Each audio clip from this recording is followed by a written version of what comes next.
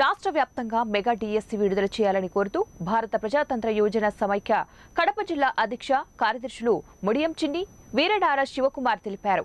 ఈ సందర్భంగా వారు మాట్లాడుతూ జగన్మోహన్ రెడ్డి నిరుద్యోగులకు ఇచ్చిన మాట తప్పారు, మడమ తిప్పారు. రాష్ట్ర వ్యాప్తంగా డిఎస్సి అభ్యర్థులు అనేక సార్లు నిరసన ప్రదర్శనలు, ధర్నాలు చేసినప్పటికీ కూడా స్పందించకపోవడంతో 3వ తారీఖున విద్యాశాఖ మంత్రి బొత్స సత్యనారాయణ క్యాంపు కార్యాలయం ముట్టడించారు.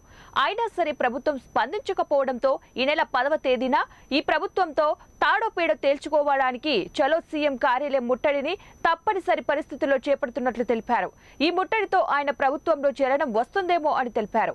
ఇప్పటికైనా సరే 9వ తేదీలోపు మెగా డిఎస్సి విడుదల చేయకపోతే 10వ తారీఖున రాష్ట్రంలోని 10 లక్షల మంది డిఎస్సి అభ్యర్థుల యొక్క సత్తా ఏంటో జగన్మోహన్ రెడ్డికి రుచి చూపిస్తామని హెచ్చరించారు.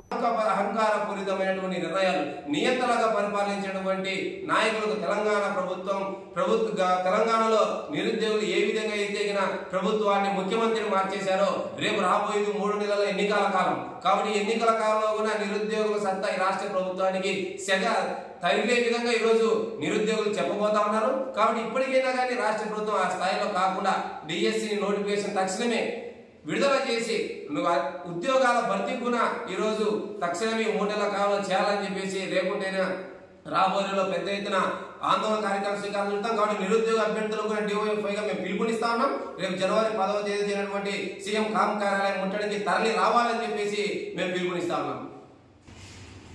ముడియం చిన్ని డివైఎఫ్ఐ కడప జిల్లా అధ్యక్షుడు. ఈరోజు రాష్ట్ర ప్రభుత్వం తక్షణమే డిఎస్సి నోటిఫికేషన్ విడుదల చేయాలి. రాష్ట్రంలో దాదాపు 6 లక్షల మంది నిరుద్యోగులు ఈరోజు టీటీసీ బీఈడి చేసేటువంటి అభ్యర్థులు ఉన్నారు. ఈ రాష్ట్రం సంబంధించి ఇప్పటికే 25,000 టీచర్ పోస్టులు ఖాళీగా ఉన్నాయి. వాటిని తక్షణమే భర్తీ చేయాలని చెప్పేసి ఈ నెల 3వ తేదీన బొత్స సత్యనారాయణ క్యాంపు కార్యాలయాన్ని ముట్టడించడం, వేలాది మంది నిరుద్యోగులతో ముట్టడించడం అనేది జరిగింది. దానికి ఎటువంటి రాష్ట్ర ప్రభుత్వం చలనం కూడా లేకపోవడంతో రేపు చలో సీఎం క్యాంపు కార్యాలయాన్ని డిఓఎఫ్ఐ అదేవిధంగా డిఎస్సి అభ్యర్థులతో క్యాంపు కార్యాలయాన్ని ముట్టడించడం అనేది జరుగుతుంది. రాష్ట్రంలో ఉన్నటువంటి